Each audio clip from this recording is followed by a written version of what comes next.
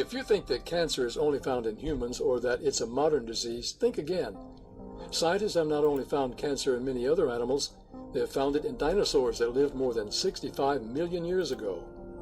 Wondering if fossils could tell us something about ancient cancer, scientists traveling with a portable X-ray machine scanned 10,000 dinosaur vertebrae of over 700 museum specimens. These included many popular dinosaurs such as Stegosaurus, Triceratops, and Tyrannosaurus. Much to their surprise, they found that only one group suffered from cancer, the hadrosaurs, or duck-billed dinosaurs.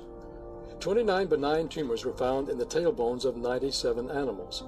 These were mostly hemangiomas, or tumors of the blood vessels. Doctors find the same type of tumors in humans today.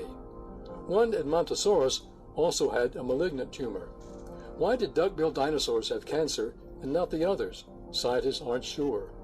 They thought that if hadrosaurs were long-lived, they would have a greater chance of developing cancer, but they lived relatively short lives. These 25-foot-long herbivores needed plenty to eat, so diet was another thing scientists considered. Maybe conifers were to blame. Hadrosaurs ate plenty of them, and they did contain known carcinogens. The trouble is, other conifer eaters didn't exhibit the same cancer.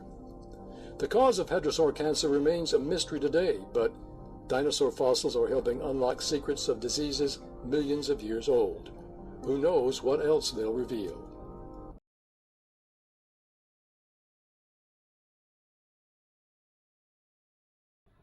Try telling someone who's just fallen on a patch of ice that ice is not slippery, and they'll think you're crazy.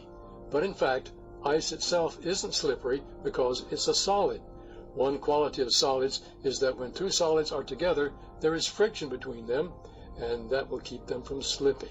So, how can your shoe slip on ice? The answer lies in two peculiar properties of ice. The first is that as water freezes, its molecules move farther apart. The molecules of most substances move closer together as they freeze, making them shrink at lower temperatures. But water molecules move farther apart at temperatures below 39 degrees Fahrenheit, making water expand as it freezes. That's why frozen water pipes burst, and a tray of ice cubes will freeze over its top if you fill it too full.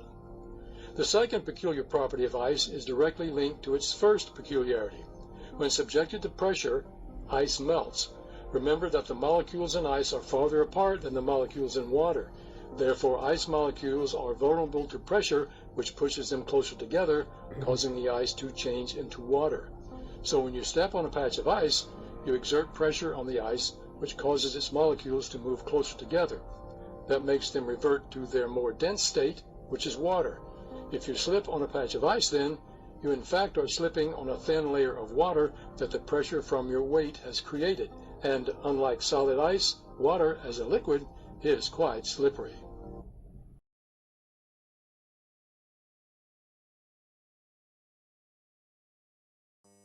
Paper mills had the worst of it for years as newspapers reduced pagination, went wholly digital or shut for good.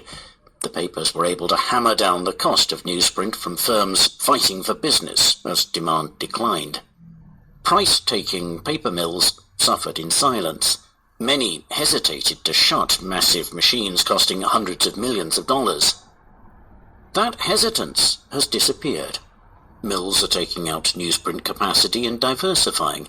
Norske Skog, a Norwegian pulp and paper firm, said in June it would close its 66-year-old Tasman mill in New Zealand, for example. Many mills are converting machines to make packaging for e-commerce. UPM, a Finnish firm, announced this year the sale of its Schotten newsprint mill in Wales to a Turkish maker of containerboard and packaging. For JCS Volga, a Russian mill, newsprint used to account for 70% of production. Now half of what it makes is packaging.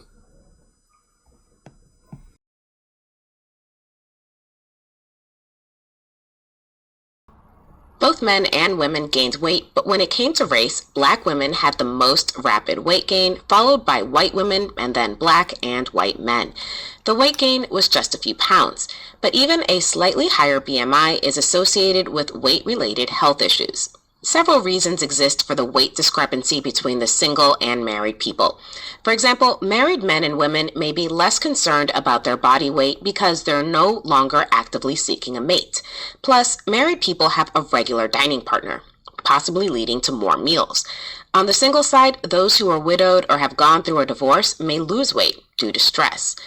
So while this news may not be good for the smug marrieds, it may be welcomed by Bridget Jones. The single and very weight-conscious Jones may actually have had the easier path to staying thin than her married friends.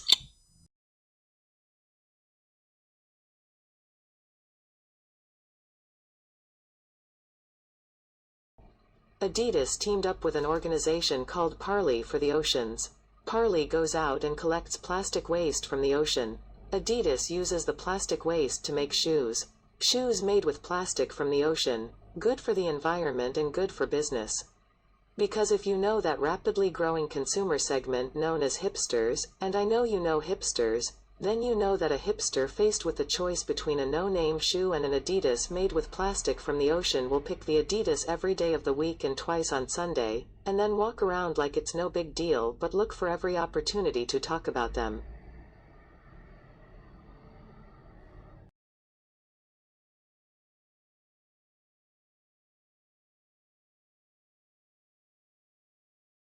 So 2 decades later, what's changed?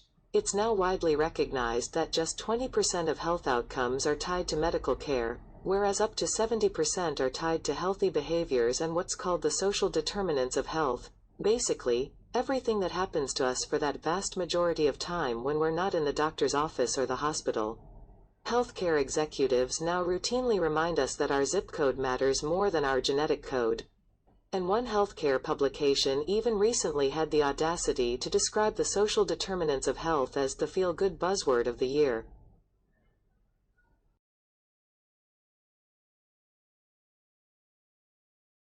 Good evening, ladies and gentlemen.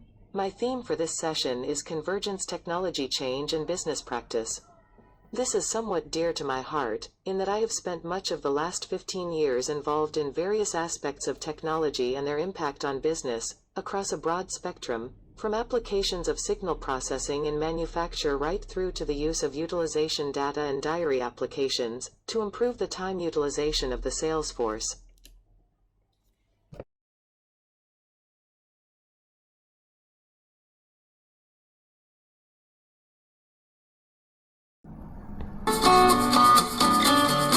I actually want to caution against using the word romance.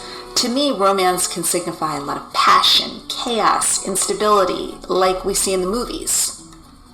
But this isn't always healthy. Romance can be part of a relationship, but we should make sure that it's not the definitive part. To me, the 3 great characteristics of a relationship are, first, healthy communication. Are you able to express your needs, desires, and issues without a great deal of conflict? And is the other person open to hearing it? Number 2 is equality. Do you feel like an equal to your partner? Are you both putting in equal effort? And finally, number 3 is trust. Do you feel your partner's loyal? Are you loyal to your partner? Do you ultimately have a safe relationship?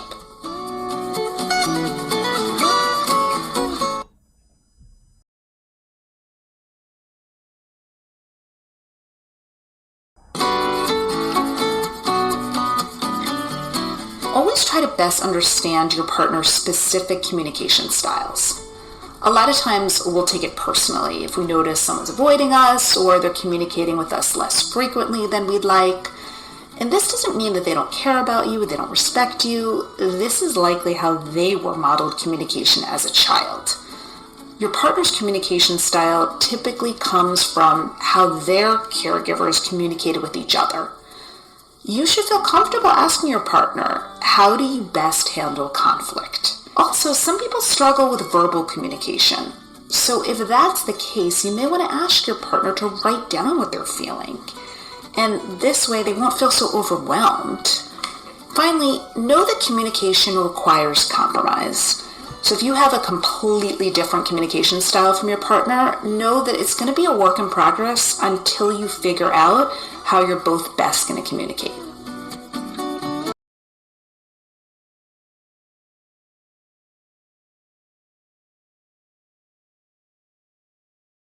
There's growing alarm over plunging insect populations, with climate change, habitat destruction and pesticides all thought to play a role.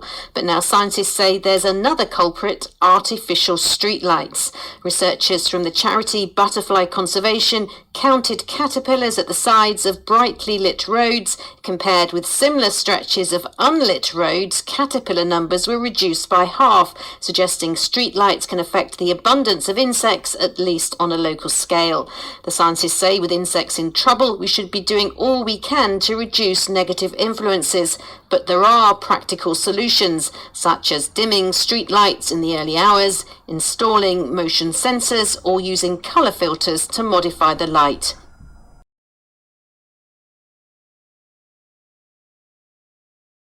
The first 2 years of a baby's life are critical for brain development.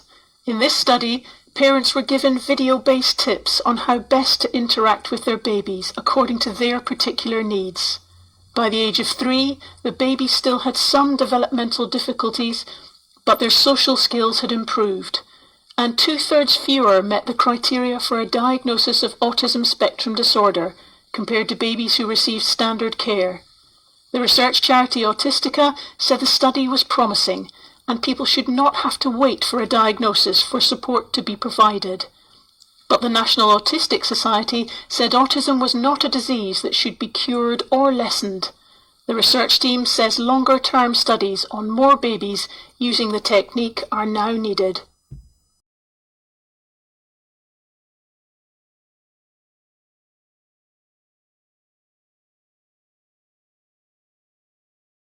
Research suggests that some are more susceptible than others, especially those who are self-conscious, anxious, and afraid of being judged negatively by others. So how can we avoid choking when it really counts? First, it helps to practice under stressful conditions.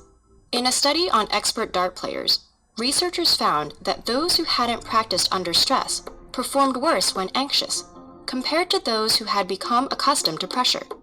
Secondly, many performers extol the virtues of a pre-performance routine, whether it's taking a few deep breaths, repeating a cue word, or doing a rhythmic sequence of movements.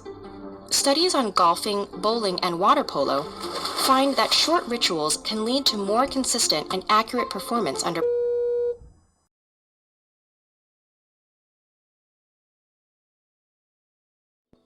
Nature's instruments for survival can be a godsend until they begin to affect us in destructive ways. Someone's negative characteristics can cloud their favorable traits to such an extent that we cannot see the positive anymore. In our biased minds, this person has become purely evil. It's pretty difficult not to feel repulsed by someone who doesn't have any positive traits, let alone forgive them. So we might want to look beyond the vast spectre of negativity and see that the people we resent are also carrying good within them, and that it's human to possess both evil and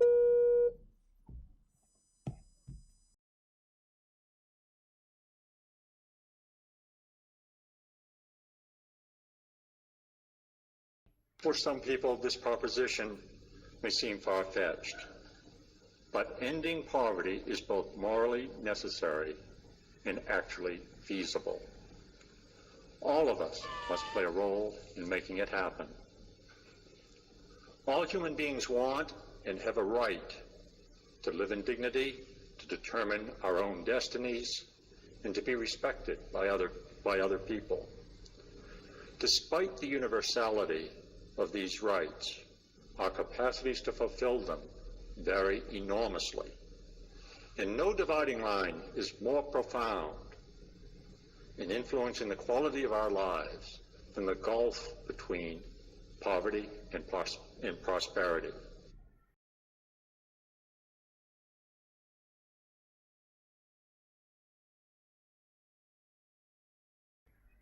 Well, there's a positive obligation on the bank to ensure that the people who are signing a loan guarantee know what they're doing. Loan guarantees are kind of unique in that someone is giving security or a guarantee and placing themselves at risk for someone else, and they receive nothing material in return. So you've got to ask yourself, why is this person doing this? Do they know what they're doing? They're risking a lot and not really getting anything back for it. So the imperative is that the bank must ensure that these people know what they're doing and that they fully understand the implications of what they're doing, and they know that their properties may be sold if another person doesn't meet their obligations.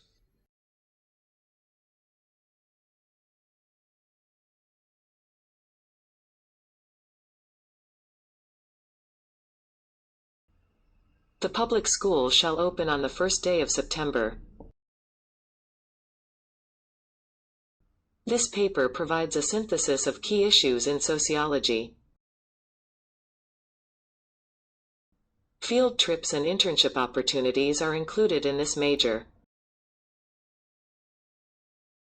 The college offers the nation's top agricultural technology programs.